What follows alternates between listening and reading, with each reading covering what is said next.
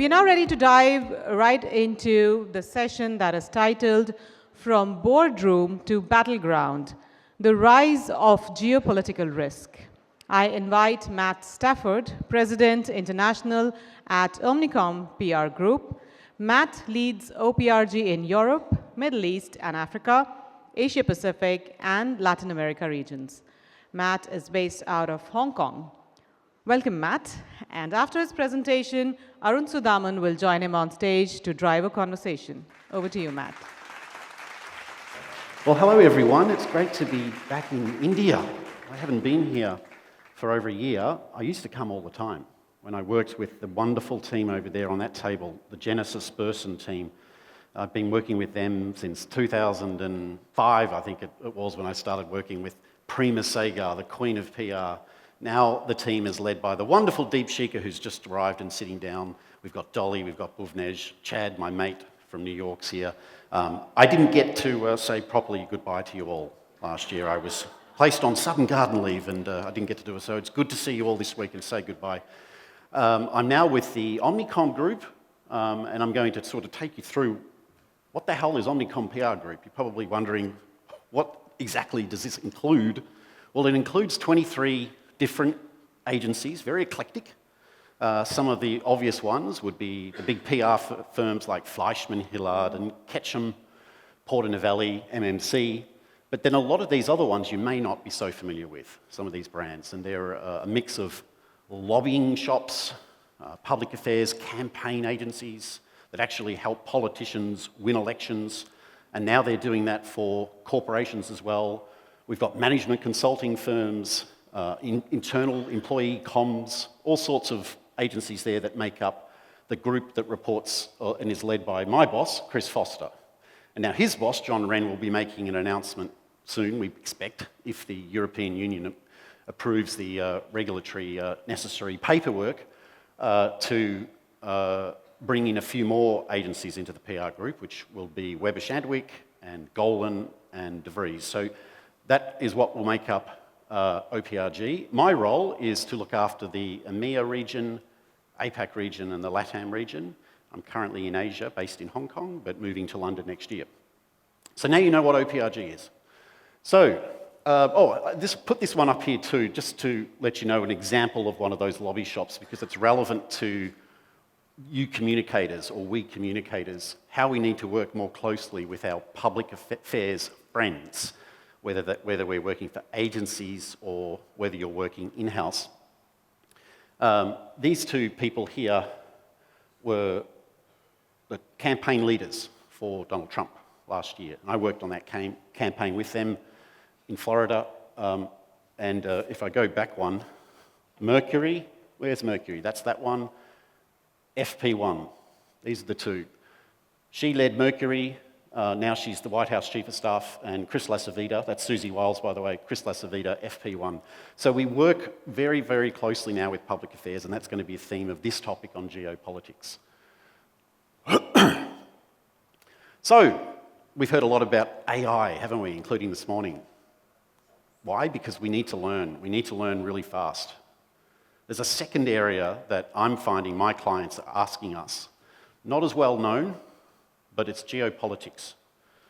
Communicators, again, whether they're in-house or in agency, are very quickly trying to get up to speed on understanding the art of public affairs, geopolitics in particular. Why? Because their bosses care about it. Their businesses are being impacted. There is a material risk to businesses right now around the world, more so since the change of administration in the US last year. Doesn't mean you necessarily need to understand it like an expert. For example, I'm not suggesting you need to go and start making networks with policymakers and politicians, or start looking through the regulatory policy papers of regulators and competition authorities. No, leave that to the PA experts. They will walk the walk, but we at least need to be able to talk the talk with our CEOs, with our clients, and also with our friends over in the PA department. Because this is something that communicators in the past typically only come in at the end of the planning cycle, not at the beginning It's really important that you get a seat at the table at the beginning when we're setting the strategy, and that means to get a seat at the table, you need to know what you're talking about when it comes to public affairs. So, we're talking about risk. Arun said, Matt, let's talk about the risk of geopolitics.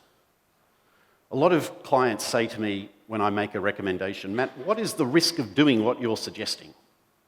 Wouldn't that put risks to us if we start going out and talking to the media in China?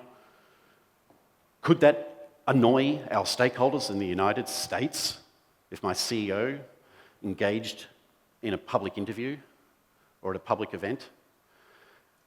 As communicators, and this is what I'm doing a lot, is I say, yes, there are risks of doing something, but there are also risks of not engaging with these stakeholders.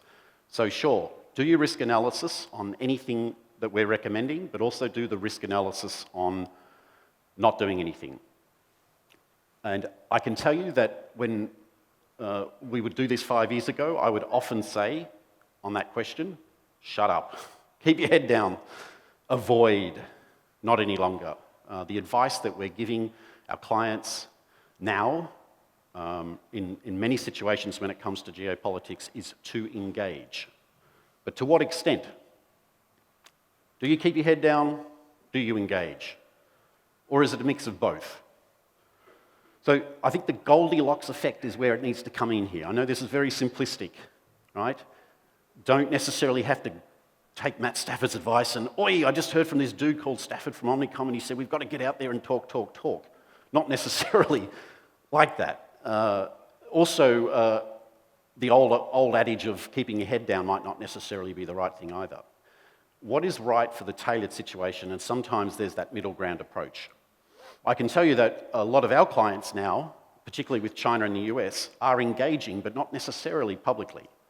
A lot of it is done through backgrounding, relationship building activities. One of the big things that we're doing at the moment is what we call the salon dinner, or the salon lunch, where we're bringing editors of influential publications from our network along together with policymakers or influencers of policymakers, hosted by Omnicom and talking about policy issues and thought leadership. That is, we are finding, no media coverage out of it, but a very, very, very powerful way of getting your message across and getting your stakeholders to understand it. So what is the role that communicators can play? I mentioned you're all trying to learn about AI. We're all trying to learn about as much as we can so that we can inform our clients. But how can we learn on public affairs? What can a communicator do if you're not familiar with these very sensitive issues that in the past you just left to the GR people? What can you do? How can you get up to speed?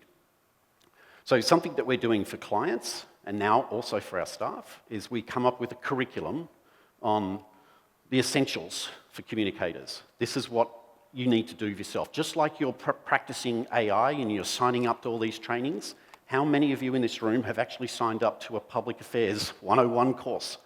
I expect not many of you. Who's mentoring you on this? What materials are you reading? Are you confident to stand in front of your CEO and articulate the issues? Go toe-to-toe with your counterpart in public affairs, who knows this a lot more than you. If you can do it on AI, you should be able to do it on public affairs. If you want to get that seat at the table, you need to know what you're talking about. So please, just like everyone's been saying for the last day and a half, work out your own curriculum for the next 12 months to get up to speed so that you can talk to your clients or your colleagues or your bosses about an effective engagement campaign. I'll tell you why. I say here influencing the influencers. I did this at a workshop in Tokyo two weeks ago. We had both the comms team and the public affairs team of our client in the same room, which was a rarity apparently with this client, because there's a lot of silos between those teams historically in a lot of companies. And it was news to the comms team what their actual audience was. Yes, of course, it's politicians, but when they actually presented to the comms team, these are our primary policymaker audiences. Some of them were, in fact, comms audiences as well. But we put it all into a circle, and then we did the second circle. And they said, well, what about the influencers of those policymakers? Who are they? The PA team said, oh, this is who they are. And the comms team said, really? No media? No new media? No KOLs? No content creators? And they said, oh, that's not our audience. We don't deal with them. We don't know how to deal with journalists. So it was quite an instructive two-day session where we came up with a very targeted stakeholder mapping process just by bringing them together and understanding each other's objectives. Communicators, PR teams have a much more important critical role in the PA strategies and campaigns than many realise. And this is where you guys need to, one, understand what you're talking about on PA, but PA also needs to embrace communicators because they do not have the expertise. They're not ex-journalists. They haven't been trained in what we have been trained in. This is an integration. Most of the pharma companies we are advising them to integrate those teams. It's happening. It's happened at Pfizer. It's happening now at AstraZeneca. It's happening at Johnson & Johnson right now. They are integrating public affairs with marketing and communications, but especially those functions. What about agencies? Is that happening? Right? You've got different practices in agencies, haven't you? Particularly the large ones. Doug Dew's public affairs practice, for example. A lot of people would say, what are those science professors doing over there? Right? So we're looking to merge a lot of those teams in line with client structures rather than having them siloed. These are a lot of the clients that we've been working on, influencing the influencers. This gentleman here used to be Tony Blair's press secretary, Alistair Campbell. He works with one of our public affairs agencies in London. But essentially, we are helping these GR teams meet with that outer layer circle. Now, I want to talk about another big insight and change that I've noticed with our clients in the last couple of years. They are setting up, you may have noticed it yourself, campaigns teams. Political campaigns teams, really is what they're saying. They are hiring, either in-house or through agency resources, ex-political campaign staffers. Because corporates now, to embrace and push policy framing, need to do the same thing that moves political campaigns, and that is grassroots, advocacy, third parties. Obama set this trend off. 2008 election campaign, so good on digital. Wow, look at how he has done that. How did he do that? How did he first knock off Hillary Clinton and then, can't even remember who the Republican was back then. Corporates emulated those campaign strategies. A lot of those campaign staffers got very high paying jobs in corporates after that. Trump again last year, the whole phenomenon of moving above and beyond the traditional media and directly to influencers and new media is something now that corporates are embracing. And they're hiring a lot of the Trump campaign people, or using the agencies that I just mentioned earlier. And they're calling them the campaign section. And this is what comms people, the traditional corporate comms people, are finding it difficult to adjust to. The skills and techniques that they're using, the campaigns team's using over in the other boardroom, are quite different to the teams of most corporate comms functions. Again, this is a way that you need to learn how to embrace, I think. If your primary audience now is policymakers, not just customers, then you need to understand what moves policymakers. And a lot of that is through political campaigns, whether it's here in India, moving the Modi government. Take a look at what Modi's team actually did to win that election recently. What works in China, what works in Europe, very different in each market, but there's the one common theme is the skill sets that they're using. And this is something that we need to integrate into our communications council moving forward. So what we're going to do is we're going to chat this. It's such a complex subject, and he didn't give me the time to go through this in great detail, but we can now through discussion, and he said that we will get a lot of questions in. But just remember this final point.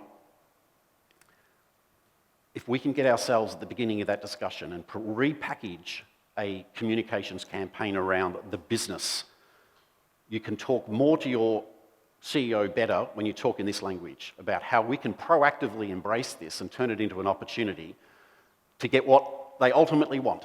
They want market access. Last week in Singapore, all the pharma companies, Matt, our only care is market access right now. How can we get ourselves into Indonesia, better into Japan as we're deploying contacts?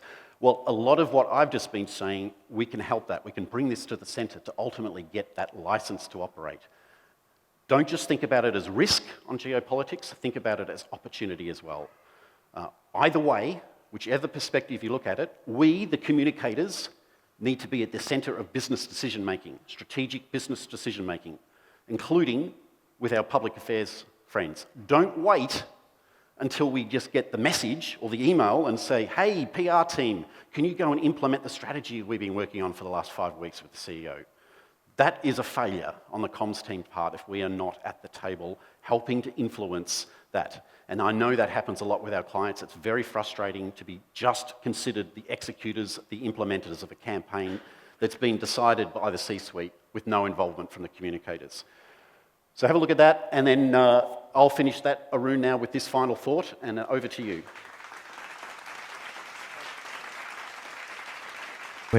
Thank you so much, Matt. It is a huge topic, but thank you for almost staying on time.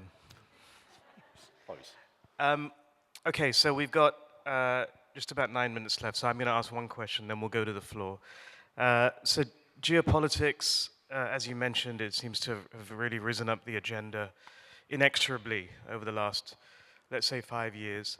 But I'm quite interested in your perspective because you're someone that has significant experience in terms of advising Chinese companies on how they go global. Now, with the rise of America First policies, and we're seeing, you know, a certain amount of isolationism, perhaps, in some of the rhetoric, at least, and insularity in many countries around the world. How do you see that impacting, first of all, American brands as they attempt to continue their expansion internationally? And how does it help or potentially hurt Chinese companies in with their own global ambitions? Yeah, I mean, that question is exactly what CEOs are asking us. This question, what do we do? They're very nervous, particularly in this region. If you think about a lot of the global CEOs, they're a bit nervous about Asia Pacific. They don't understand this region as much as, say, the US or Europe, where they're more comfortable with, but a lot of the Western headquartered CEOs are very nervous about China, India. It's not their forte, and it's so diverse, this region. So, I mean, it's a complicated way of answering this question, but I'll just stick to the simple version. US companies, in particular, are really exposed at the moment, and what our main advice is to attach themselves hand in glove with as many of their local partners as they possibly can. Don't even do solo interviews, solo events anymore. Qualcomm, 50% of Qualcomm's revenue is in one market in China. They're based in America, and they've just been lapped with some regulatory fines, all of a sudden, investigations. And they know it's because of geopolitics. It's the cost of geopolitics and doing business in China if you're an American company at the moment. Vice versa, Honor, a client of ours, very worried about being placed on an entity list in the United States. Not because they're a security threat. I mean, it's not an Honor phone, don't tell them, but this is an Apple phone. But anyway, it's only the devices. It's not like networks where Huawei was banned, but yet they are at real risk. And if they are, they won't get the chipsets to operate their businesses anymore. These are real business risks. Number one risk to existence. If Qualcomm is pushed out of China, 50% of the revenue. Very, very, very bad stuff. So the main thing that these clients are doing, these companies are doing, are attaching themselves to their local partners. And when you're a policymaker and you see, for the first time, Qualcomm with all of these China telecoms and China Unicoms and Honors, Xiaomis, they realize, oh, actually, they're very embedded here into the Chinese ecosystem. Punishing Qualcomm punishes half of the Chinese telecommunications industry. Maybe we need to rethink that. AstraZeneca had a pretty significant investigation last year that resulted in the arrest of their CEO in China, in fact. and many others.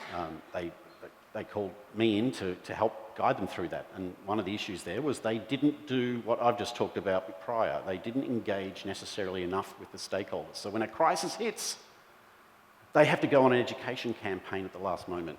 Now Chinese government loves AstraZeneca. AstraZeneca, come to this event, come to that event.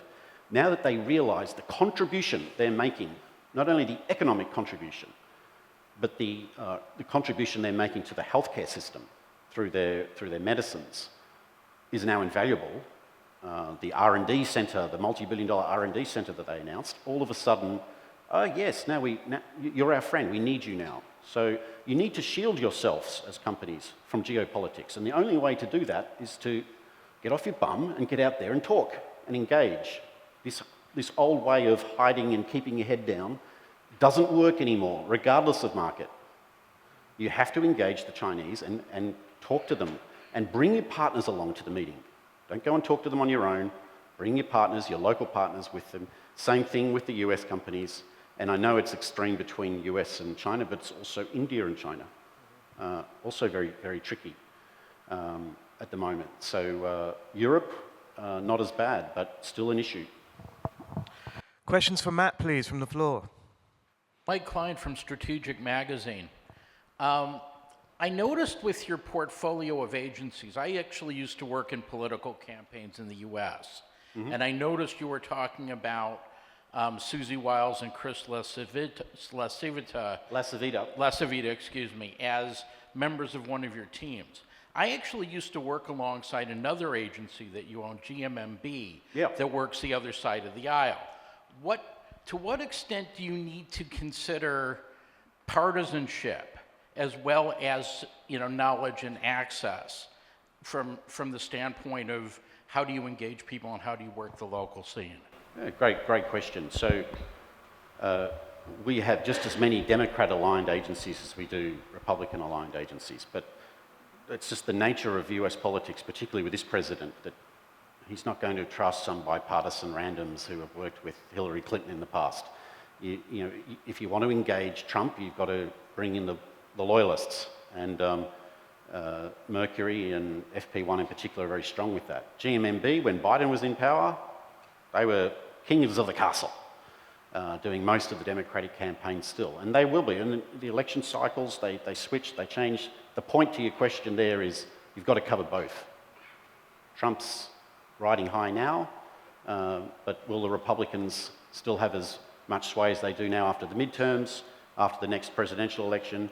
So in all big agency groups, particularly groups like Omnicom, we make sure that you cover both sides of the aisle in any situation. Same in the UK, we've got Portland, very close to the Starmer administration, but we also work with staff and agencies that work with the Conservatives.